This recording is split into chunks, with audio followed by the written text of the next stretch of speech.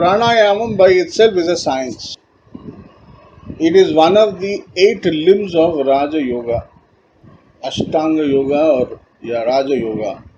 So it is that in depth a subject, or that in depth it is that in depth a stream. Okay, that is why 8 limbs. In Vedic traditions, it was discovered that prana, which gives you this sharira, body, this which gives you this meanness, consciousness of you being you, all of it is dependent on prana. If the quality of your prana is constricted, reduced, bad, your thoughts are going to be as bad. Your sharira, body, is going to be ailing. It's like you live in a polluted city, don't expect yourself to have lovely thoughts. Beauty will be only on the TV screen or the mobile phone screen. You can't see beauty around you. I have known people who have never observed a single flower in their colony, but they keep looking at photographs of flower on screen. Why? Because we probably live in a extremely polluted environment and our prana is on its worst quality. Sharir physiology totally depends upon the quality of prana that is inside your body. Now, is prana oxygen? Yes, it is also oxygen. Pancha prana, 5 pranas.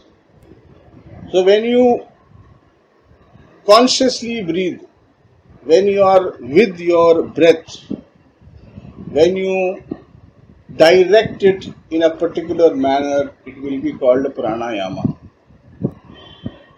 There is an interesting story in Devi Puran which explains the immense potential of pranayama as a tool, as an experience, as a sadhana practice. After Sati burnt herself in the yajna fires of her yajna conducted by her father, Shiva became mad. Mindlessly he was carrying the corpse, the dead body of Sati, and he started performing all his duties, all his jobs. And slowly but surely, the world became unlivable. All the Devi Devtas got together, they reached the Himalayas and prayed to Devi to help out. The Devi appeared, she knew the problem, she knew the solution. She said, I shall take birth as Himalaya Putri and I will marry Shiva. Parvatraj was listening to this conversation. He was witness to the conversation. He said, what are you talking about? How can I receive your grace? How do I prepare myself to receive your grace? So she taught him a few yoga asanas and pranayama. He said, this is enough. In Brahminical culture, the pranayama that you shall practice is on the basis of mantras. So pranayama mantras are there. And the vidhi is also will be taught to you. What Devi Purana or what Devi taught Parvatraj are certain very magical tools, I would like to call them, because they actually make pranayama very, very easy and fruitful. So she says, first thing you do is sit with your spine erect. So any asana that helps you to do that, Siddhasana, Padmasana, whatever you can do, but Siddhasana is the easiest. You don't know what Siddhasana means, you just check out Shiva the deity. Any photograph of Shiva, you will see him sitting in Siddhasana. So you sit in Siddhasana, automatically your spine will be as erect as it can possibly be. The second thing, open your mouth, close your lips, teeth should not be clenched, and your tongue is touching the roof of your mouth. And you will find that your breath is actually becoming easier.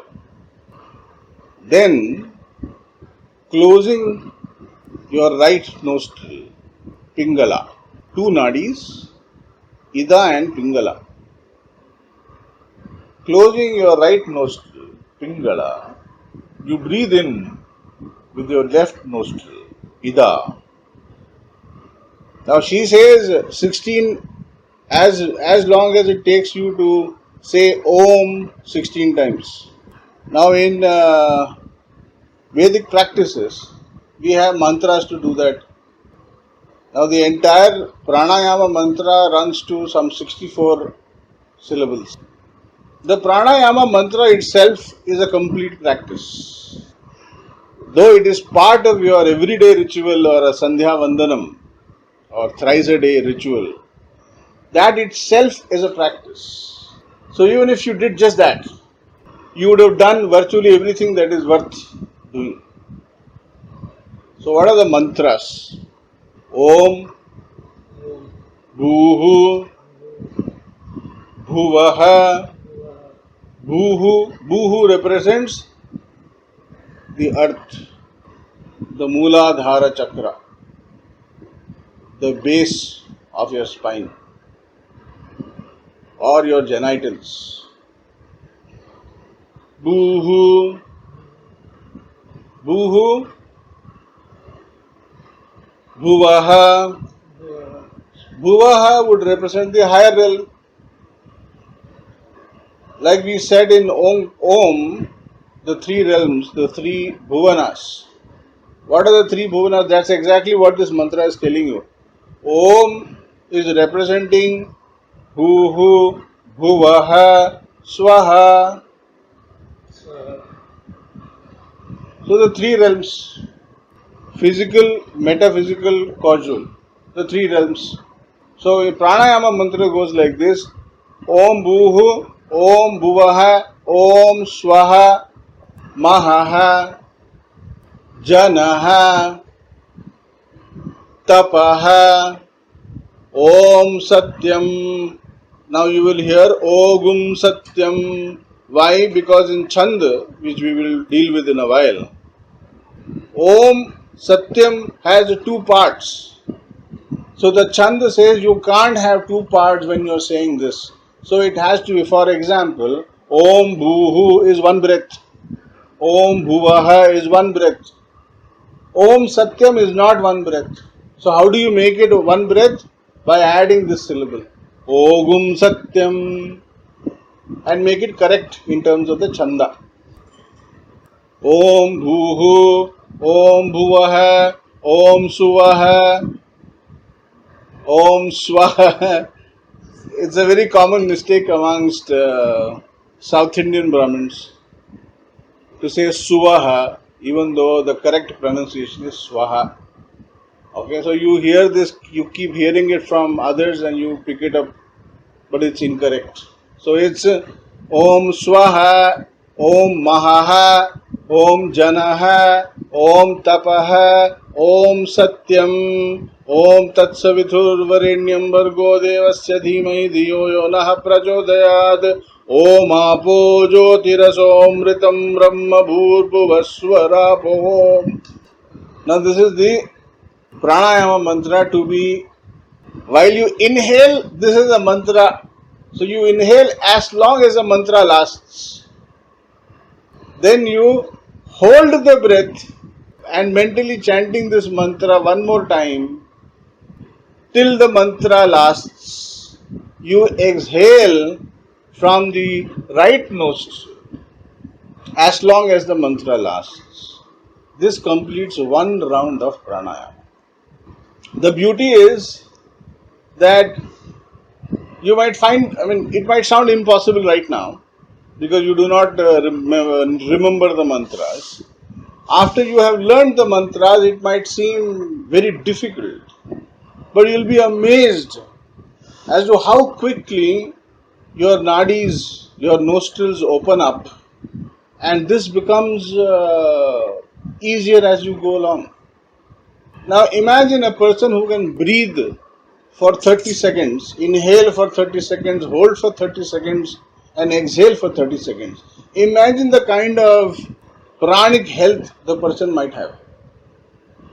So, in that kind of a state of energy, you can't have negative thoughts, you cannot have diseases. So, for Parvatraj to receive Devi as a daughter, he could not have had negative thoughts because a person who is energized, enthusiastic, when you are extremely inspired and motivated, there is no way you are going to give in to any negativity in your life. Out of the question. A healthy body, fully energetic, full of energy, enthusiasm, bubbling with everything positive, is not going to fall ill. So, one pranayama is enough as a complete practice. The bhuhu, bhuvaha, swaha, mahaha, janaha, tapaha, satyam, the 7 chakras in the energy body, causal body. You are energizing several realms in one breath. And the beauty is that at the end of each breath, that is at the beginning and at the end, there are 2 universal pauses where there is no breath.